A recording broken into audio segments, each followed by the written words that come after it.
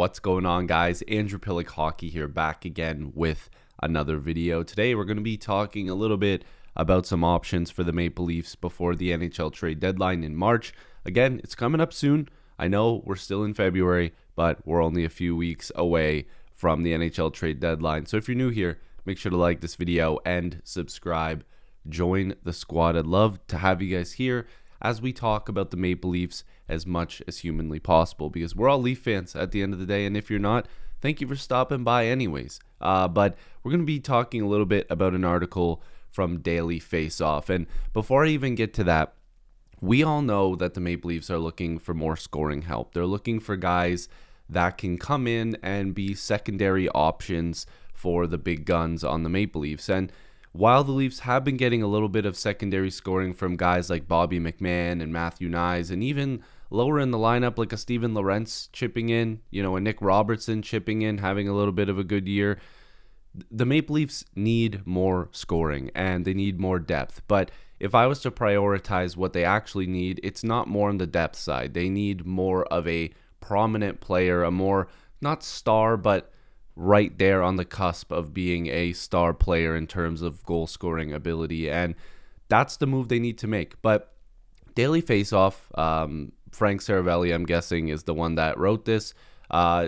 He's talking about some options, and the one option that he brings up for the Maple Leafs is Jake Evans. Now, before I get too deep into this, again, Montreal and Toronto making a trade would be comical to me, especially because of the standings, and we can take a look at that. But I don't think Montreal is so far out to the point where they want to be giving up on players that are, still relatively good. And I know Jake Evans, I believe he still has another year or so on his deal. Or actually, he might not. He might be a UFA, but we can take a look at that as well. But if he needs to be signed, that would be a guy that maybe the Maple Leafs could end up signing, because I believe he is a product of close to Toronto. But a deal between Toronto and Montreal doesn't make a ton of sense. But anyways, he's proposing that Jake Evans would come to the Maple Leafs, and I think he's got like a Valentine's Day theme going on here.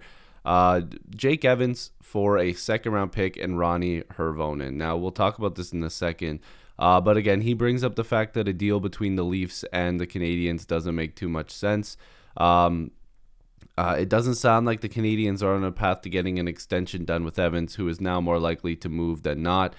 Well, there you go. So he needs a new contract after this year. But if we take a look at him, 28 years old, yeah, and he's from Toronto. And right now he's scoring at a high clip, and he's on pace to have his career high, his most goals since the 21-22 season. So he is playing quite well, but again, could this be an outlier season? I have no idea. The Montreal Canadiens are playing a lot better than they usually do, in my opinion. But if you take a look at the standings, the Habs are down here, 7th place, but 55 points and a wild card spot is definitely doable from now until the end of the season. Like, they could definitely be a team that goes on a run. Any one of these teams are going to go on a run. But if Montreal doesn't believe that at the end of the day they can fly past a New York or a Boston or even a Columbus for that matter, also a Senators and Red Wings team, they only need to occupy one of those spots. But if they don't believe that they can leap and past the Islanders or any of these teams right here, then sure, it makes sense to start selling off some of your players. But a 28-year-old Jake Evans is a guy that I would be like, okay, can we extend this guy for a cheap amount? Or because of his career year, is he going to go, make more money than we are used to? Now, the one thing that I want to bring up once again here is this, and this would be the return, okay? A second-round pick and Ronnie Hervonen. Now, or Roni, however you pronounce it. Now, I don't think I have access currently right now to how many picks the Maple Leafs have going forward. But, actually, I do. Okay, so this is what their draft picks are looking like for the next few years, and this is courtesy of Puckpedia. In 2025, they don't have a first-round pick. They have 1 second, 1 third, and then going forward, they have both their firsts, but they don't have a second in 2026. They have one in 2027. But for most teams, they're going to want picks in the next couple rounds, not 3 years out.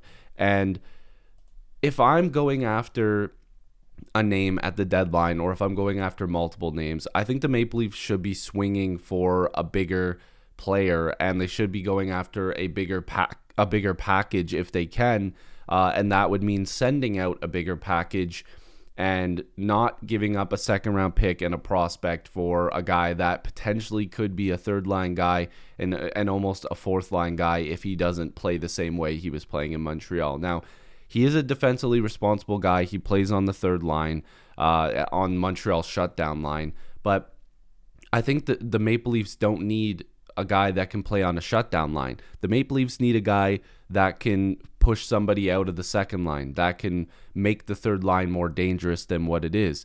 And with the depth that the Leafs have now, if you're able to find a guy that can score as a third line centerman, you're able to move some of those wingers that are on the top two lines and mix and match and almost plug and play now, and figure out what you could do going towards the playoffs in order to have three lines that are very dangerous. You can move a Bobby McMahon or a Matthew Nyes to that third line in order to spread out scoring, because now if you have two scoring threats on every single line, and if the chemistry works, now teams are like, okay, now we have to be worried about Matthews and Marner on a first line. We have to be worried about a Tavares and a Nylander on the second line. And now we have to be worried about a Bobby McMahon or a Matthew Nyes on the third line, now paired with another scoring center that is just as good as a second line center.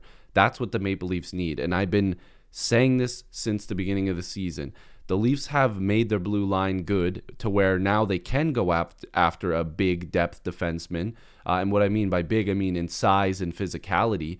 They can go after that at the deadline because they have guys like Tanev, they have guys like McCabe, they have OEL. Morgan Riley seems to be playing a little bit better as of late. But they have all these guys on their blue line that they can afford to go after a depth guy at the trade deadline. Whereas in the forward group, they're not getting production from guys that they were expecting to get production from, so they need to go out there and get more scoring. And especially when, who knows, this could be the last song and dance for the core four, and we've said that so many times, but this is more and more likely to be the last song and dance. If the Maple Leafs don't believe they can lock up Marner to a realistic number, it seems like the Tavares deal is all but done, and I will be talking about that in another video. But the Maple Leafs have to be very careful. And at the deadline, while they shouldn't give up everything, there should be more of an all-in approach to this. And going after Jake Evans to wrap this up, you're giving up assets for a guy that you're not even sure you can keep past this season, and also a guy that you're not even sure is going to have the same season that he's been having in Montreal. So let me know what you guys think down below. Again, I like doing these conversation pieces because then you guys can give your thoughts down below and kind of tell me if you agree with what I'm saying or if you completely disagree, which is fine. We can have a very normal hockey conversation down below. So if you're new here, like this video and subscribe. Join the squad. I'd love to have you guys here. Thank you again for watching, and hopefully I see you in the next video or stream. Peace.